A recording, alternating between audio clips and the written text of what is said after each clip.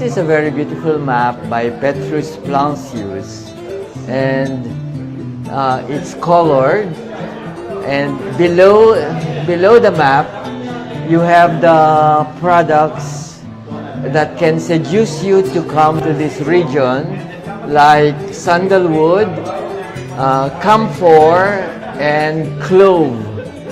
You also have ships, Spanish galleons, Vinta, and to scare people, you have whales here.